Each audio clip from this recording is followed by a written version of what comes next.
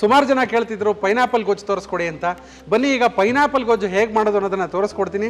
ಈಗ ಫಸ್ಟು ಅದಕ್ಕೆ ಮಸಾಲೆಯನ್ನು ಹುರ್ಕೋಣ. ಪೈನಾಪಲ್ ಗೊಜ್ಜಿಗೆ ಮಸಾಲೆ ಮೇನು ತುಂಬ ಇಂಪಾರ್ಟೆಂಟು ಸ್ನೇಹಿತರೆ. ಮತ್ತು ಸುಮಾರು ಜನ ಹೇಳ್ತಾ ಇರ್ತಾರೆ ಈರುಳ್ಳಿ ಬೆಳ್ಳುಳ್ಳಿ ಉಪಯೋಗಿಸದೆ ಅಡುಗೆ ಮಾಡಿ ಅಂತ. ಅವ್ರಿಗೋಸ್ಕರ ಈ ರೆಸಿಪಿ.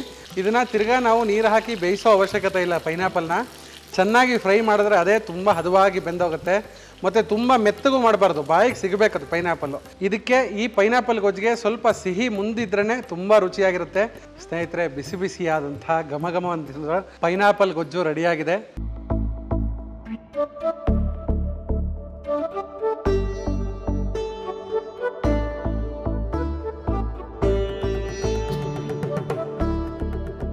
ಸ್ನೇಹಿತರೆ, ಎಲ್ಲರಿಗೂ ನಮ್ಮ ಕಲರ್ ಟಾಕೀಸ್ ಚಾನಲ್ಗೆ ಮತ್ತೊಮ್ಮೆ ಸ್ವಾಗತ ಹಾಗೂ ಸುಸ್ವಾಗತ. ಸುಮಾರು ಜನ ಕೇಳ್ತಿದ್ರು ಪೈನಾಪಲ್ ಗೊಜ್ಜು ತೋರಿಸ್ಕೊಡಿ ಅಂತ.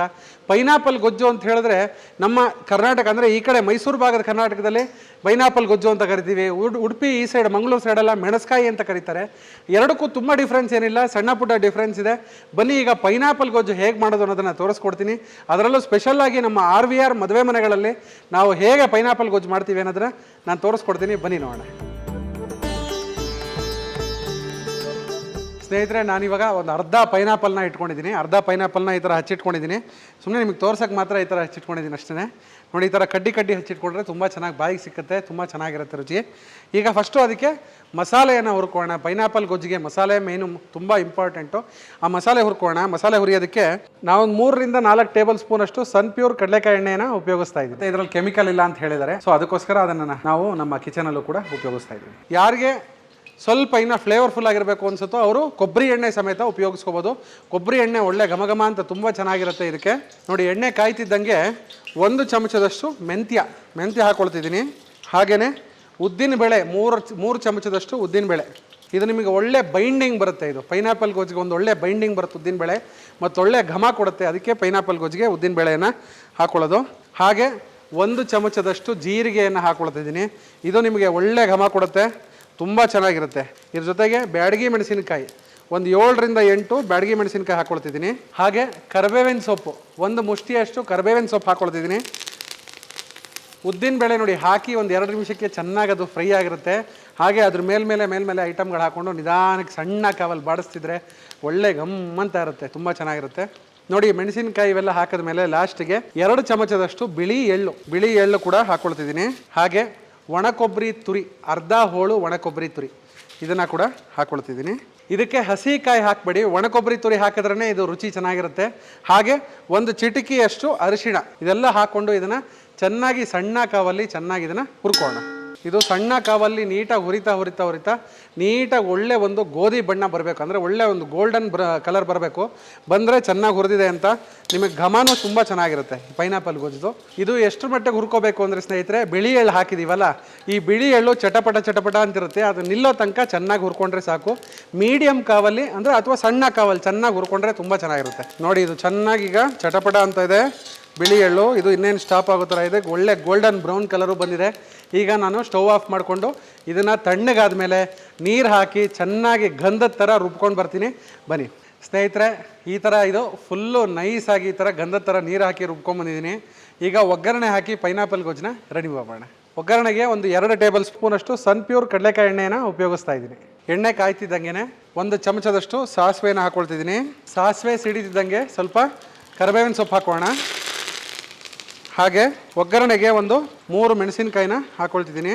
ಸಾಸಿವೆ ಒಗ್ಗರಣೆ ಎಲ್ಲ ರೆಡಿ ಆಗ್ತಿದ್ದಂಗೆ ಹಚ್ಚಿರೋವಂಥ ಪೈನಾಪಲ್ನ ಇದಕ್ಕೆ ಸೇರಿಸ್ಕೊಳ್ತಿದ್ದೀನಿ. ಅರ್ಧ ಪೈನಾಪಲ್ ತೊಗೊಂಡಿದ್ದೀನಿ, ಇದನ್ನು ಸೇರಿಸ್ಕೊಂಡಿದ್ದೀನಿ. ತುಂಬ ಒಳ್ಳೆ ಫ್ಲೇವರ್ ಕೊಡುತ್ತೆ ಪೈನಾಪಲ್ ಗೊಜ್ಜಿಗೆ. ನೋಡಿ, ಈ ಥರ ಚೆನ್ನಾಗಿದು ಫ್ರೈ ಮಾಡ್ಕೊತಾ ಇದ್ದೀನಿ.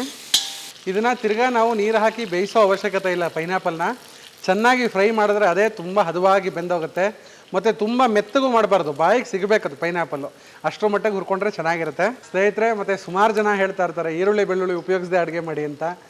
ಕೆಲವೊಂದು ಅಡುಗೆಗೆ ಈರುಳ್ಳಿ ಬೆಳ್ಳುಳ್ಳಿ ಉಪಯೋಗಿಸದೆ ಅಡುಗೆ ಮಾಡಿದ್ರೆ ಚೆನ್ನಾಗಿರುತ್ತೆ. ಅಂದರೆ ಕೆಲವೊಂದು ಇದಕ್ಕೆ ಪೈನಾಪಲ್ ಗೊಜ್ಜಿಗೆ ಇದಕ್ಕೆ ಈರುಳ್ಳಿ ಬೆಳ್ಳುಳ್ಳಿ ಹಾಕಿದ್ರೆ ಚೆನ್ನಾಗಿರುತ್ತಾ? ಖಂಡಿತ ಚೆನ್ನಾಗಿರಲ್ಲ. ಅದೇ ಕೆಲವೊಂದು ಅಡುಗೆಗೆ ಪಲಾವು, ಗ್ರೇವಿ, ಕೆಲವೊಂದು ಅಡುಗೆಗಳಿಗೆ ಈರುಳ್ಳಿ ಬೆಳ್ಳುಳ್ಳಿ ಹಾಕಿದ್ರೆ ರುಚಿ ಚೆನ್ನಾಗಿರುತ್ತೆ, ಅದಕ್ಕೆ ಹಾಕಬೇಕಾಗತ್ತೆ. ಆದ್ದರಿಂದ ಈ ರೆಸಿಪಿ ಯಾರು ಈರುಳ್ಳಿ ಬೆಳ್ಳುಳ್ಳಿ ತಿನ್ನಲ್ವೋ, ಯಾರು ಈರುಳ್ಳಿ ಬೆಳ್ಳುಳ್ಳಿ ಹಾಕಬೇಡಿ ಹಾಗೆ ರೆಸಿಪಿ ತೋರಿಸಿ ಅಂತಾರಲ್ಲ, ಅವ್ರಿಗೋಸ್ಕರ ಈ ರೆಸಿಪಿ. ಮತ್ತು ಯಾರು ಈರುಳ್ಳಿ ಬೆಳ್ಳುಳ್ಳಿ ಉಪಯೋಗಿಸ್ತಾರೋ ಅವರು ಕೂಡ ಮಾಡ್ಕೊಂಡು ತುಂಬ ಚೆನ್ನಾಗಿರುತ್ತೆ. ಬಾಯಿಗೆ ಒಳ್ಳೆ ಹಿತವಾಗಿರುತ್ತೆ, ಒಳ್ಳೆ ಉಪ್ಪಿನಕಾಯಿ ತುಂಬ ಚೆನ್ನಾಗಿರುತ್ತೆ ಇದು ಗೊಜ್ಜು. ನೋಡಿ ಇದು ಚೆನ್ನಾಗಿ ಇದು ಫ್ರೈ ಆಗಿದೆ. ಈಗ ಈ ಫ್ರೈ ಆಗ್ತಿದ್ದಂಗೆ ನಾವು ರುಬ್ಬಿರೋವಂಥ ಮಸಾಲೆಯನ್ನು ಇದಕ್ಕೆ ಹಾಕೋಣ. ಹಾಗೆ ಸ್ವಲ್ಪ ನೀರನ್ನು ಸೇರಿಸ್ಕೊತಾ ಇದ್ದೀನಿ ಸ್ನೇಹಿತರೆ. ನೀರೆಲ್ಲ ಹಾಕ್ಕೊಂಡಿದ್ದೀವಿ. ಇದು ಇವಾಗ ಕುದಿಯೋಕ್ಕೆ ಶುರು ಆಗಿದೆ. ಈ ಸಮಯದಲ್ಲಿ ನಾನು ನೀರು ಅಂದರೆ ಇಂಗಿನ ನೀರನ್ನು ಕೂಡ ಇದಕ್ಕೆ ಸೇರಿಸ್ಕೊಳ್ತಾ ಇದ್ದೀನಿ.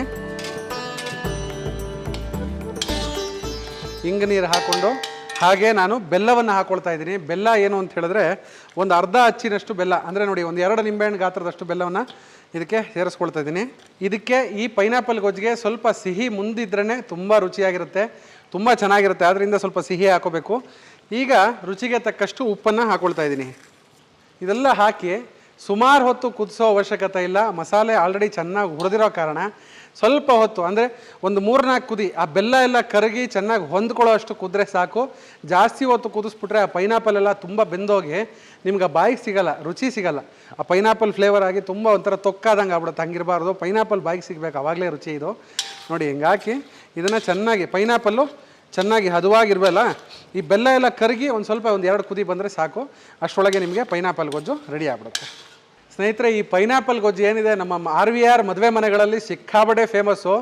ಈ ಪೈನಾಪಲ್ ಗೊಜ್ಜು, ಇದೇ ರೀತಿಲಿ ಗ್ರೇಪ್ಸ್ ಗೊಜ್ಜು ಅಂದರೆ ಡ್ರೈ ಗ್ರೇಪ್ಸ್ ಹಾಕಿ ಗೊಜ್ಜು ಮಾಡ್ತೀವಿ, ಅದು ತುಂಬ ಚೆನ್ನಾಗಿರುತ್ತೆ. ಮಾವಿನಕಾಯಿ ಗೊಜ್ಜು ಮಾಡ್ತೀವಿ, ಸೌತೆಕಾಯಿ ಗೊಜ್ಜು, ಇದೆಲ್ಲ ತುಂಬ ಫೇಮಸ್ಸು. ಸೈಡ್ಗೆ ಏನಾರು ಒಂದು ಐಟಮ್ ಬೇಕಲ್ಲ, ಅದಕ್ಕೆ ಈ ಐಟಮ್ ಮಾಡಿದ್ರೆ ತುಂಬ ಚೆನ್ನಾಗಿರುತ್ತೆ. ಕಲ್ಸ್ಕೊಂಡು ಅನ್ನಕ್ಕೆ ಜೊತೆ ಕಲ್ಸ್ಕೊಂಡು ತಿನ್ನೋಕ್ಕೆ, ಮತ್ತು ಏನಾರು ಒಂಚೂರು ಈಗ ಏನೋ ಒಂದು ಚಿತ್ರಾನ್ನ ಏನಾರು ಮಾಡಿರ್ತೀವಿ, ಅವ್ರ ಜೊತೆ ಕಲ್ಸ್ಕೊಂಡು ತಿನ್ನೋಕ್ಕೆ ತುಂಬ ಚೆನ್ನಾಗಿರುತ್ತೆ. ಮತ್ತೆಲ್ಲ ಊಟ ಮಾಡಿರ್ತೀವಿ, ರುಚಿ ಶಿಫ್ಟ್ ಮಾಡಬೇಕಲ್ಲ, ಗೇರ್ ಶಿಫ್ಟ್ ಮಾಡ್ತೀವಲ್ಲ ಕಾರಲ್ಲಿ, ಮುಂದಕ್ಕೆ ಇನ್ನೊಂಚೂರು ಜಾಸ್ತಿ ಹೋಗಬೇಕು ಅಂದಾಗ ಆ ಥರ ಪೈನಾಪಲ್ ಗೊಜ್ಜು ಸೈಡಲ್ಲಿದ್ದರೆ ಈಗ ಒಂದು ಫಸ್ಟ್ ಐಟಮ್ ಏನೋ ಒಂದು ಸ್ವೀಟ್ ಬರುತ್ತೆ, ಒಂದು ಪೈನಾಪಲ್ ಗೊಜ್ಜು ಒಂಚೂರು ಟೇಸ್ಟ್ ಮಾಡಿಬಿಟ್ಟು ಮುಂದಕ್ಕೆ ಐಟಮ್ ಹೋಗೋದು. ಆ ಥರ ಶಿಫ್ಟ್ ಮಾಡೋಕ್ಕೆ ಗೇರ್ ಶಿಫ್ಟ್ ಇದ್ದಂಗೆ ಇದು ಊಟದ ಟೈಮಲ್ಲಿ ತುಂಬ ಚೆನ್ನಾಗಿರುತ್ತೆ. ದಯವಿಟ್ಟು ಮನೇಲಿ ಒಂದ್ಸಲ ಮಾಡ್ಕೊಂಡು ಟ್ರೈ ಮಾಡಿ, ಇಷ್ಟ ಆಗುತ್ತೆ ಎಲ್ಲರಿಗೂ. ಆಮೇಲೆ ಸ್ನೇಹಿತರೆ, ಇದನ್ನು ಕುದಿಯೋಕ್ಕೆ ಬಿಟ್ಟಾಗ ದಯವಿಟ್ಟು ತಿರುಗಿಸ್ತಾ ಇರಿ, ಯಾಕಂದರೆ ಉದ್ದಿನಬೇಳೆ ಹಾಕಿರೋ ಕಾರಣ ತಳ ಬೇಗ ಹಿಡಿದು ಬಿಡುತ್ತಿದ್ದು. ಆದ್ದರಿಂದ ಚೆನ್ನಾಗಿ ಒಂದು 2 ನಿಮಿಷ ಚೆನ್ನಾಗಿ ತಿರುಗಿಸ್ಬಿಟ್ಟು ಕುದ್ದ ಮೇಲೆ ಬೆಲ್ಲ ಕರಗೋದ್ಮೇಲೆ ಸ್ಟವ್ ಆಫ್ ಮಾಡಿಬಿಟ್ರೆ ಪೈನಾಪಲ್ ಗೊಜ್ಜು ಸವಿಯಲು ಸಿದ್ಧ. ಆದ್ದರಿಂದ ದಯವಿಟ್ಟು ಉದ್ದಿನಬೇಳೆ ಹಾಕಿರೋ ಕಾರಣ ತಳ ಹಿಡಿಯೋ ಪರಿಸ್ಥಿತಿ ಜಾಸ್ತಿ ಇರುತ್ತೆ. ಆದ್ದರಿಂದ ತಿರುಗಿಸ್ತಾ ಇರಿ ಅವಾಗವಾಗ. ನೋಡಿ ಸ್ನೇಹಿತರೆ, ಪೈನಾಪಲ್ಲು ಚೆನ್ನಾಗಿ ಹದವಾಗಿ ಬೆಂದಿರುತ್ತೆ ಮತ್ತು ಬೆಲ್ಲ ಎಲ್ಲ ಚೆನ್ನಾಗಿ ಕರಗಿದೆ, ಚೆನ್ನಾಗಿ ಕುದಿ ಬಂದಿದೆ. ಈಗ ಪೈನಾಪಲ್ ಗೊಜ್ಜು ರೆಡಿಯಾಗಿದೆ. ಸ್ಟವ್ನ ಆಫ್ ಮಾಡೋಣ. ಈಗ ಇದನ್ನು ಒಂದು ಪಾತ್ರೆಗೆ ಬದಲಾಯಿಸ್ಕೊಳ್ಳೋಣ. ಬಿಸಿ ಬಿಸಿಯಾದಂತಹ ಘಮಘಮಿಸುವ ಪೈನಾಪಲ್ ಗೊಜ್ಜು ರೆಡಿಯಾಗಿದೆ. ಚೇಂಜ್ ಮಾಡಿ.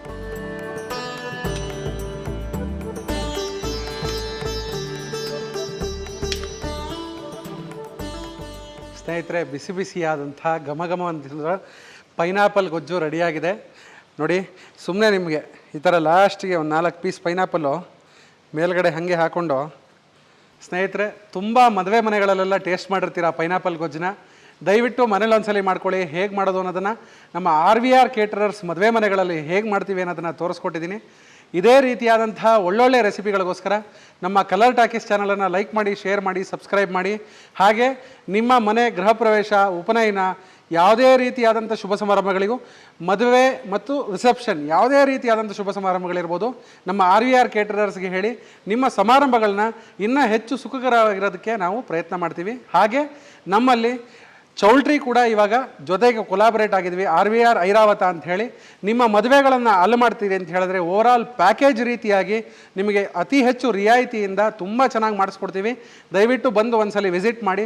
ನಿಮ್ಮ ಕಂಪ್ನಿಗಳಲ್ಲಿ ನಮ್ಮ ಆರೋಗ್ಯಕರವಾದಂಥ ಊಟಗಳು ಬೇಕು ಅಂತ ಹೇಳಿದ್ರೆ ದಯವಿಟ್ಟು ಕಾಂಟ್ಯಾಕ್ಟ್ ಮಾಡಿ. ನಿಮ್ಮ ಕಂಪ್ನಿಗಳಿಗೂ ಕೂಡ ಕಾರ್ಪೊರೇಟ್ ಹಾಗೂ ಇಂಡಸ್ಟ್ರಿಯಲ್ ಕೇಟರಿಂಗ್ಗಳನ್ನ ಎರಡೂ ಮಾಡಿಕೊಡ್ತೀವಿ ನಾವು.